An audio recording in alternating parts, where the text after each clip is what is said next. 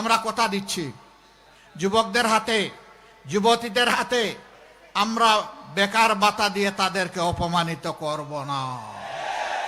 বাংলাদেশ আলহামদুলিল্লাহ আমরা বিশ্বাস করি 12 তারিখ পথ খুঁজে পাবে। বাংলাদেশের মানুষ ইনশাআল্লাহ সিদ্ধান্ত নিতে ভুল করবে না। যে যুবকদের নেতৃত্বে আমাদের বিপ্লব সফল হয়েছে, সেই যুবকরাই বাংলাদেশের পথ দেখিয়ে দিয়েছে। ডাকসু থেকে শুরু, জকসুতে এসে আপাতত থেমেছে। সব জায়গায় একই চিত্র। আমরা চাই দালাল মুক্ত বাংলাদেশ, আমরা চাই চাঁদাবাজ মুক্ত বাংলাদেশ, আমরা চাই দুর্নীতিবাজ মুক্ত বাংলাদেশ, আমরা চাই মামলাবাজ মুক্ত বাংলাদেশ, আমরা চাই ব্যাংক ডাকাত মুক্ত বাংলাদেশ, আমরা চাই ঋণ খেলাপি মুক্ত বাংলাদেশ, আমরা একটা মানবিক বাংলাদেশ চাই। তারা রায় অলরেডি দিয়ে দিয়েছে, 12 তারিখ ইনশাল্লাহ তাই হবে। এইটা দেখে অনেকের মাথা গরম। এখন কি চৈত্র মাস না বৈশাখ মাস? হ্যাঁ, কোন মাস এখন? মাঘ মাস। তো মাঘ মাসে মাথা যদি এত গরম হয়, চৈত্র মাসে কি হবে? ভাই একটু ঠান্ডা রাখো মাথা। যেদিকে যাও সেই দিকে মাথা গরমের লক্ষণ ফুটে উঠে।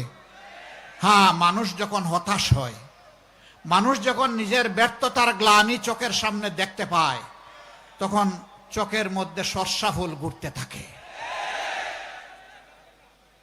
তখন অনেক সময় নিজের স্ত্রীকেও মা বলে সম্বোধন করে ফেলে। আমরা বাংলাদেশে এখন তাই দেখতে পাচ্ছি। ইনশাআল্লাহ যে যুবকরা বুক চিতিয়ে যুদ্ধ করে, জীবন দিয়ে পঙ্গুত্ব বরণ করে, গুলিকে পরোয়া না করে লড়াই করে বাংলাদেশকে হাতে ধরে রাস্তায় তুলে দিয়েছে, এই যুবকরাই আগামীর বাংলাদেশ গড়ে দিবে ইনশাআল্লাহ। নতুন রিন গভীর থেকে পরিষ্কার করে কাপড়কে রাখে নতুনের মতো উজ্জ্বল। নতুন রিন অ্যাডভান্সড পাউডার। যুবকরা, বেকার ভাতা না কাজ? আরো জোরে।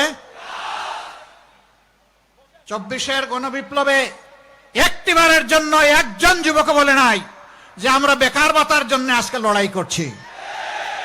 তারা বলেছিল আমাদের মেধা যোগ্যতাকে স্বীকৃতি দিতে হবে, মেধা যোগ্যতা অনুযায়ী আমার হাতে কাজ তুলে দিতে হবে, আমি দেশ গড়ার একজন কারিগর, কর্মচারী, কর্মকর্তা হিসাবে কাজ করতে চাই। এইটাকেই মুগর বাহিনী, হাতুড়ি বাহিনী, গুলি বাহিনী নেমে তাদেরকে দামিয়ে দিতে চেয়েছিল, পারে নাই। জনপ্রতিনিধির মুখে সব কিছু ভেঙে চুরমার হয়ে গিয়েছে। এই যুবকরা ঘুমিয়ে পড়ে নাই, এই যুবকরা জাগিয়ে আছে। আমরা কথা দিচ্ছি, যুবকদের হাতে, যুবতীদের হাতে আমরা বেকার ভাতা দিয়ে তাদেরকে অপমানিত করব না। তাদেরকে শিক্ষা প্রশিক্ষণ দিয়ে তাদের হাতে মর্যাদার কাজ তুলে দেব।